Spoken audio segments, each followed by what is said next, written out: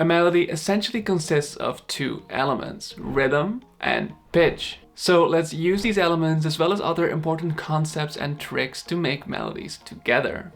So essentially we want to compare a melody to a drum loop. Like for any drum loop, the rhythm is key, right? The groove, the feel, all very important. And the same goes for a melody. So say we have the following chord progression in the C major scale.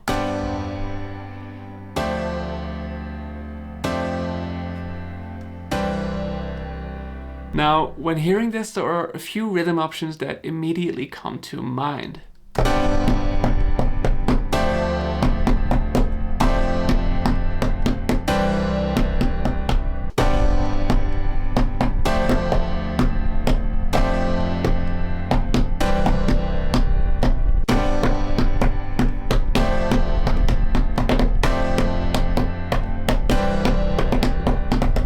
But if we don't feel so inspired, we can also just start by drawing quarter notes using only the root note of our scale, in this case C, and just start messing with the notes to make the rhythm more interesting.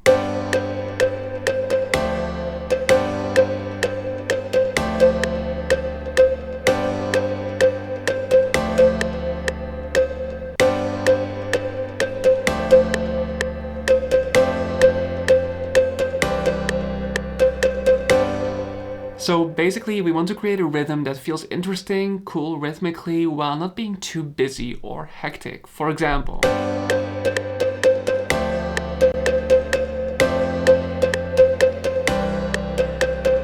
or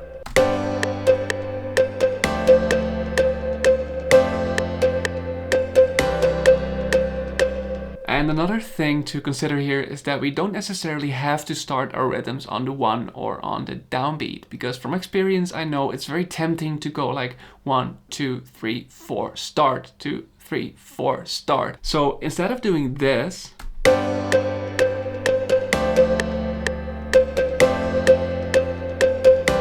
we could also do this.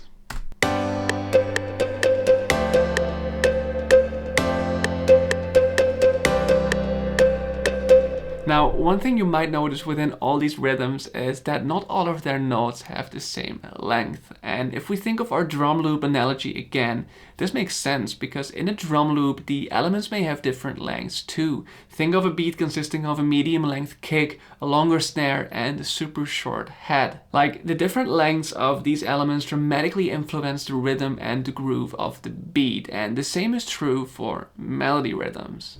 Okay, with rhythm being the first part to a melody's equation, pitch is the second. So say we figured out a cool rhythm. Now, what notes should we use to turn our rhythm into a melody? One of my favorite tricks is to use the thirds of the underlying chord progression. So what does this mean? For example, the C major chord, which is the 1 chord in the C major scale, consists of C, the bass note, E, the third, and G, the perfect fifth. And similarly, the A minor chord, which is the 6th chord in the same C major scale, consists of A, the bass note, C, the third, and E, the perfect fifth. So say we have a chord progression going like this.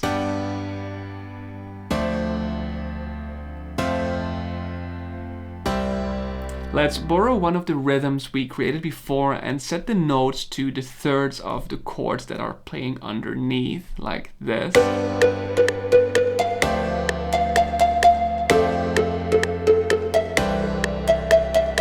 Now, there's not a lot of movement within the pitch of the melody yet, right? Because we're only playing thirds, which is why it's often cool to deviate from our thirds right before we change to a different third, just to tell a little more of a story within our melody, like to add some level of tension. So in the example at hand, we could, for example, do the following to add some depth and improve the melody.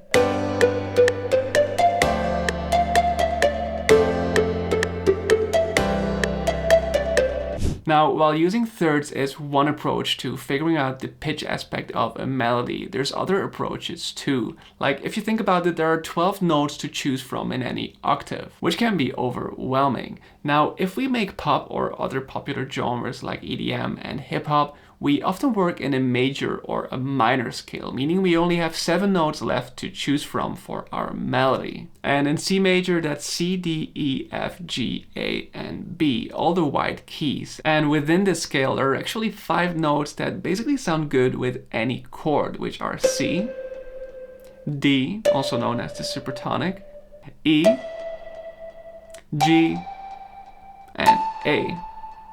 And together these 5 notes make up the pentatonic scale. So if you ever don't know what notes to use for your melody, then narrowing down your choice to these 5 notes could be one solution. Like, that could lead to something like this.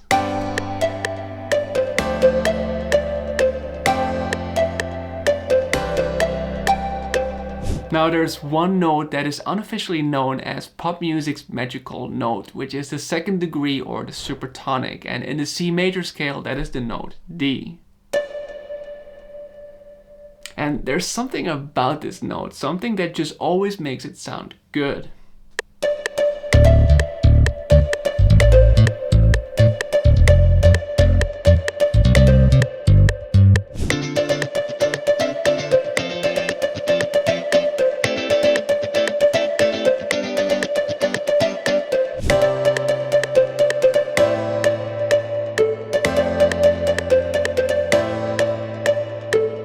So let's again borrow one of the rhythms from before, and here's what that would sound like if it was played only using the supertonic.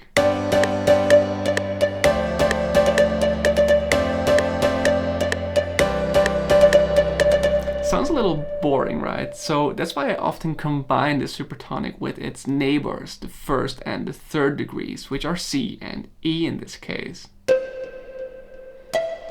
Which could sound something like this.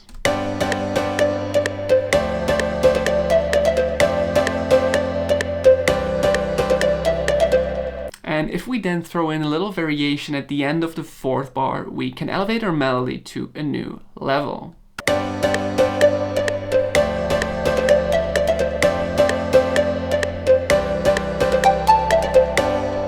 But this is rather related to structure, which is the 3rd element to melodies after rhythm and pitch. And this is actually much like rhyme schemes, where we create a pattern for more structure and to help reinforce a certain feeling being expressed. So you may have heard of a rhyme scheme like A, B, A, B, and this is actually also very popular in melodies.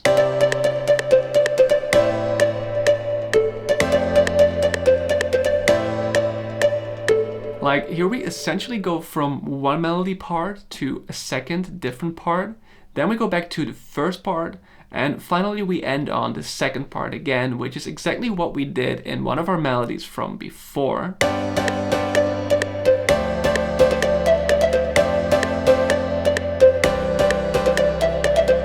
But besides A, B, A, B, there's other common formats like A, A, B, C.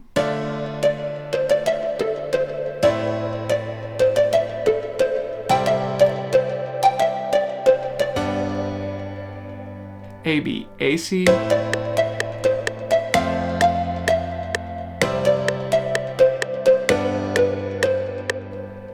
or A, B.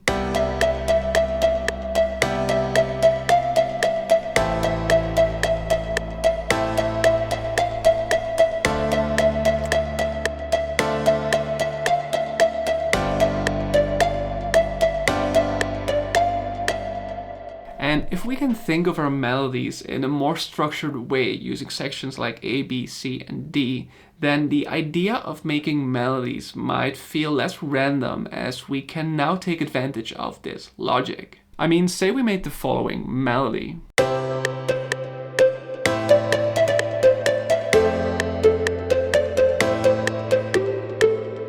Now we can see that our melody basically follows an A, B, C, D structure, which can be fine, but note that we now lack one element that is crucial for a melody to nestle itself in the listener's brain: repetition. If we have an ABCD structure, then no section within the melody is repeated, right? Making it harder to memorize. But if we look at the melody structures we discussed before, ABAB, AABC, or AAAB, we see that one of the sections, typically A, is always played at least twice, and this tremendously improves its potential to be memorized, and it also just makes it easier to follow these melodies. Like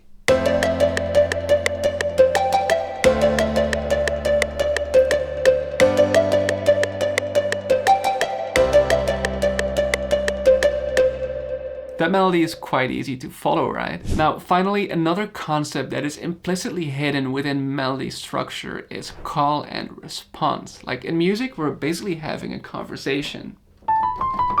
Is a question, is an answer. Now, jokes aside, if we take an A-B melody example,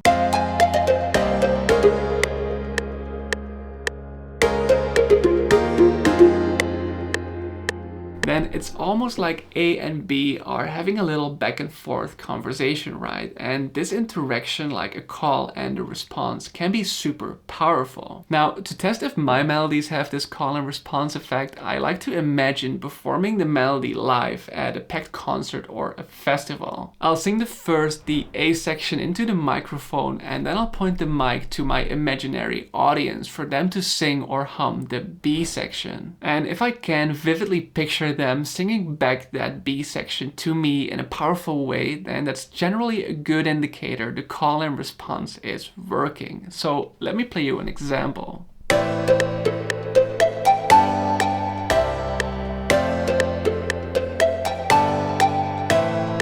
And that's it for our little melody guide. If you found this video helpful, then be sure to subscribe for more content like this. Thank you for watching. Be sure to watch one of these videos next, and I'll see you next time.